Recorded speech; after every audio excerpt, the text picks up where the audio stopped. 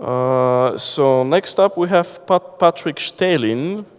When I first saw his name, I thought it's Stalin, but don't be, you know, don't get confused. It's Stählin.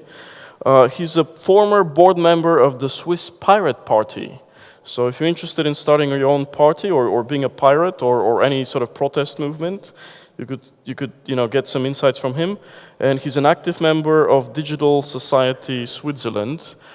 He'll be speaking about e-voting or electronic voting, which is actually a very pertinent topic here in Bulgaria. We had a referendum about 2 years ago to allow distance voting and electronic voting being one form of distance voting. So I'm looking forward to hearing some insights from the Swiss case. So Patrick, welcome on stage. Thank you very much. Also, my great-grandfather would have thrown in the gulag for the comment you made before. So, yes, e-voting, miracle or menace. I'm a fan of technology. Technology helps us every day. I've been programming since I've been about 8 years old, and technology touches us really in every corner of our lives. We no longer have to go to the river to pump water or get water, we just pump it out of the ground. We're connected every day, every second. You could argue if that's a good thing or not. I'll leave that to you. Technology keeps our food safe for consumption. We're so reliant on technology now that if the power grid goes down for more than 8 days, we'd have riots in the streets, people actually fighting over food. Technology has led us into many fields. I mean, 20 years ago, Facebook was not even here, and now 13 years later, or 13 years since existence, they are already manipulating elections, so good step up. Technology has led us into very many fields. Also, we may have to backtrack in some areas. Oil has been fueling our economy since 150 years, but we've learned since that it's not always the best idea to pump CO2 into the air every day, every second of our lives. The same goes with nuclear power, once deemed the greenest energy possible if you don't regard how the ore is mined or where you store your nuclear rot after that. But then Fukushima happened, and now there's a slight different trend in another direction. Also to get nuclear fission, we had to go in another alley. I really don't want to go again. Of course, I'm not comparing e-voting to the nuclear bomb, but sometimes you need to paint a very dark picture to get the attention. So, voting or democratic decisions have always had a great acceptance because the process is very well documented, very well known, and very transparent. Let me show you how voting now works in Switzerland. You get a ballot like this one in your mail, postal mail, obviously. Then you make your mark and then either mail it back within 3 weeks, or after 3 weeks go to the polling place on a weekend and throw it into one of these ballot boxes. You see a seal here on the ballot box that's actually notarized, and come Sunday, 12 o'clock, the ballot boxes get opened and all the ballots are being counted. Now it's very easy to verify this process because you can go into a polling station indicated by these signs here and observe the process of the votes being counted. It's very easy. You see stacks and you can see which stack is higher, so it's probably the right result. Also in the voting process in Switzerland, the people actually counting the votes are members of elected parties. So you have both sides on the table, pro and the contra side, and both are counting the votes, and each vote or each result gets cross-checked. And as I said, you can observe the result. And this also helps very well with the acceptance, because winners and the losers are both sitting at the same table, counting the same votes. So there's rarely an outcry crying voter fraud or something like that. I mean, there are cases, obviously, but usually it dies down very quickly because the process is so transparent and well known. And everybody knows somebody who has at one point been called into the polling station to actually count the votes, which is a very tedious task, just to say. But with e-voting, you have a server somewhere, not at the polling station, probably not even in the same area, district, or as a canton as in Switzerland, we call them, or not even in the same country if it's hosted somewhere in Germany or in worse in the US. E-voting creates a divide between two kinds of people. Those who have to believe the results of the e-voting process, and those who understand how the mechanism behind them work, how the technology works, how the algorithm works.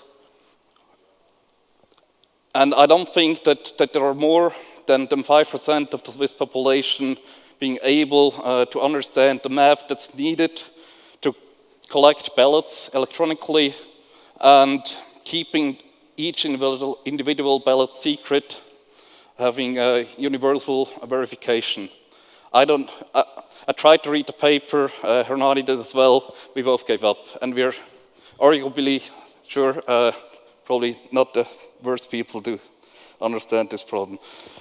The German Constitutional Court has ruled e-voting, well, a pre-product of e-voting, as not meeting the standard of a transparent election. Because the voter has to put blind faith into the system, so they cannot see what happens to the vote after they made their cross. They cannot see how it's counted, and they cannot see how it's recounted, especially if there's no paper trail from e-voting. And I'm not only I'm saying that, or Hernani is saying that. It's Bruce Schneier, a crypto expert. He says that it will never be possible to have a secure voting system that keeps the secrecy of the ballot. And if Bruce Schneier says that, I tend to believe it. He's a very clever guy. And this, the main point of the people I'm representing, or the organizations I'm representing, is you can't have transparent elections with e-voting. It breaks transparency and thus the whole trust in the system. And blockchain is not going to solve that. I'm sorry to say that at the blockchain conference, blockchain doesn't solve that. Blockchain may solve one little aspect of electronic voting or voting in general, that is the transference of the tallied votes to a central administration. In Switzerland, that's still being done by sending Word files or Excel files to the administrative servers over unsecured channels, not digitally signed. Disaster, right? Yeah. In Germany, they're a bit farther. They have, actually, I have a program for that, which I'm sure they paid very, very good money for. Unfortunately, at the last Chaos Communication Congress in Leipzig, some guys from the CCC actually analyzed this software, and they found in-update files directly downloadable from the vendor, credentials to FTP servers. Granted, they were in the private network, but then they poked around on the website and they actually found a PDF containing access points, IP addresses, and passwords, credentials to their virtual private network, so they could access the server there. And what they found, analyzing the software, is there's no regard for security. If cryptography was involved, it was wrongly applied. It's a disaster, I can't even speak. And these people are the people who actually write e-voting software for us. In this case, it wasn't an e-voting software, but still, it's the same kind of companies with no regard for security or society that determine how our elections actually are going to turn out. And don't make the mistake of comparing e-voting with e-banking. E-banking works because the internal account data, the balances, are all transparent. If you're in the network, you can see each other's balances. If I transfer $5 to Hernani, the bank deducts a fee, of course, they're banks, but they can see where the money went. You can't do that with ballot secrecy. It just doesn't work. Also, banks have a very high tendency to not speak about security breaches, because if you think your money is not secure with them, you probably want to use e-banking. If you want to use e-banking, they need to hire more people. If they need to hire more people, they pay you even less interest rate on your money. So they have no interest in revealing any security leaks or risks or whatever. So with all that, I didn't go, but Hernani went to the people actually organizing and evaluating this voting software, and he basically told them, well, we're very fond of e-voting, because then we can decide who's going to be voted into parliament, and it's sure going to not be you guys, because we want people in power that know about the computer stuff and basically abolish e-voting very, very fast. They're totally inept when it comes to security. It's a shame. It's a real shame. But it's not going away. E-voting is part of the Switzerland's e-government strategy. It's one pillar of about 3, I think. And there's been talks about having bug bounties, which don't work. I'll get to that later. And yeah, it's not going away. It's going to stay.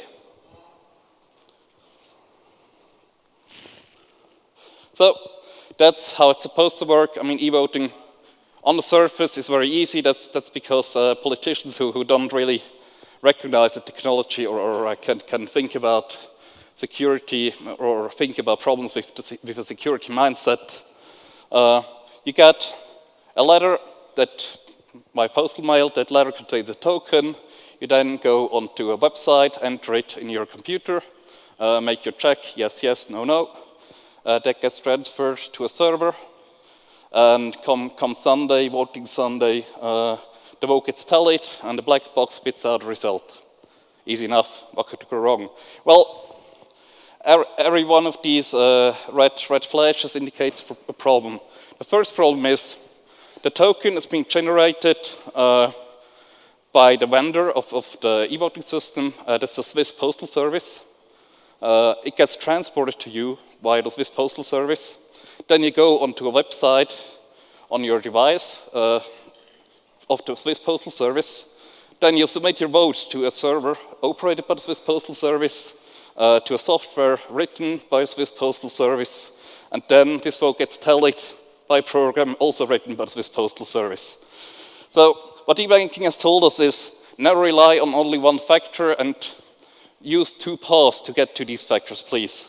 So having only one vendor for all these parts is a no-go, but as I said, it's not a technical issue, it's a societal issue. We're opposing e-voting before, that we're opposing e-voting.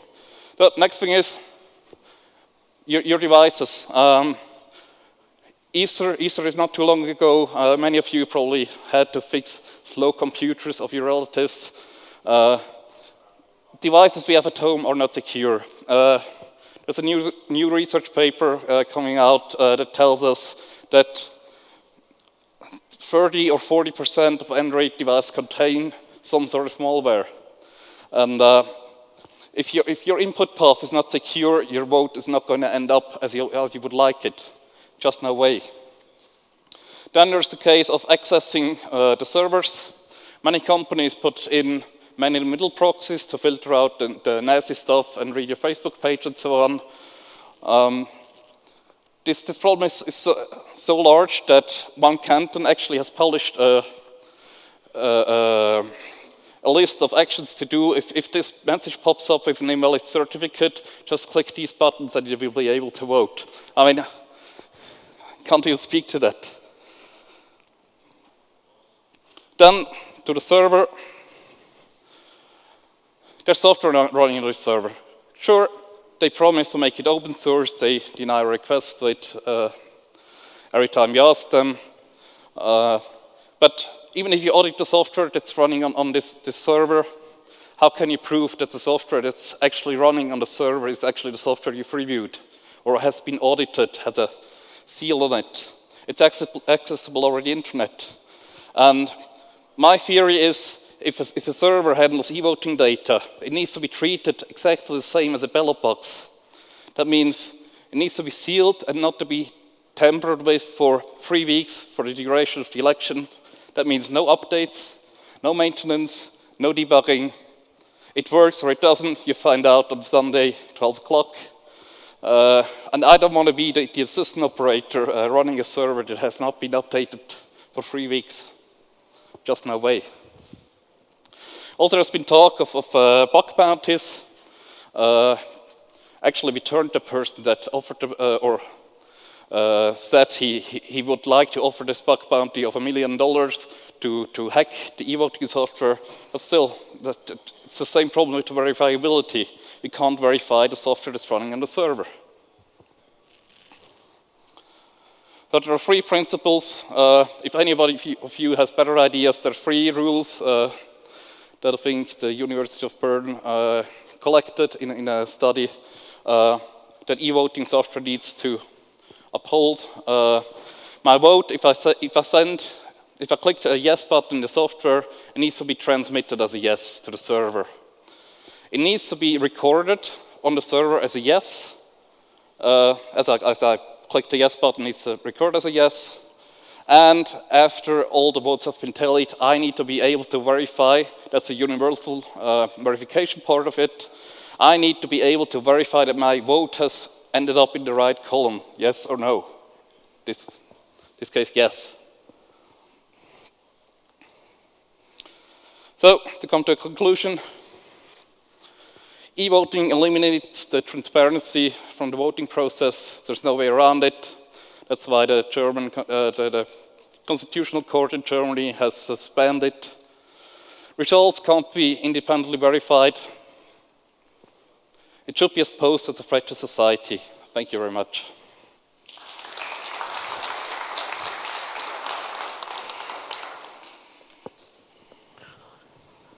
So in conclusion, don't trust the Swiss Postal Service.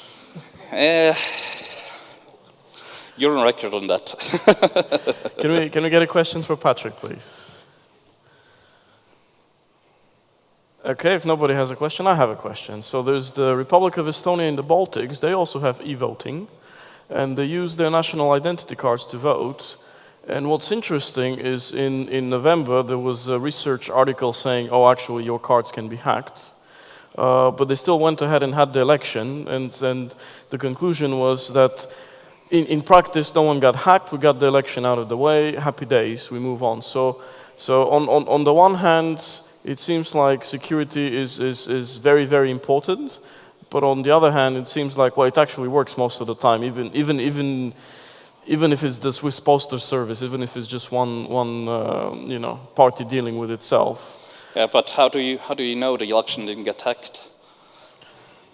Well, you don't. You can't know. That's the main point. You can't verify the results independently. And also the voting cards, there was actually the vendor of these cards that hid the fact from the Estonian government that they actually had it was the chip manufacturer. Yeah, the chip manufacturer.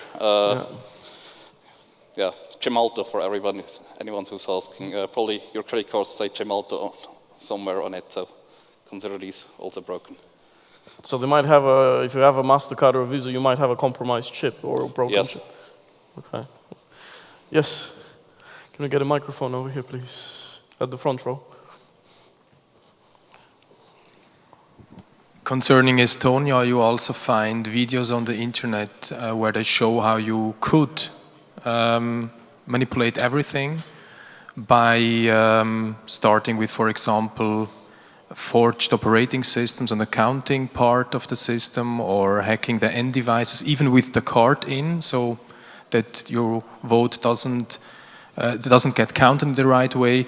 So it's already shown. There is also talk on that 31C3, a 1-hour talk, where they also analyzed the operational security of the Estonian process, and it was catastrophic, to say the least. You even see how they enter root passwords, how the signing system which they use to sign things, that there are games installed there on the desktop. So it's really like, no, not like that. And I think in Switzerland would be the same in the end if we would have a look at operational security, because that's, of course, I mean, you can always just put in a USB stick like done in, for Iran, where they even distributed the Stuxnet thing. I mean, that was not connected to the internet, but via USB stick they installed malware to manipulate things. So this might sound like conspiracy theory, but if it's about to change the direction of a country, you must expect such attacks to happen.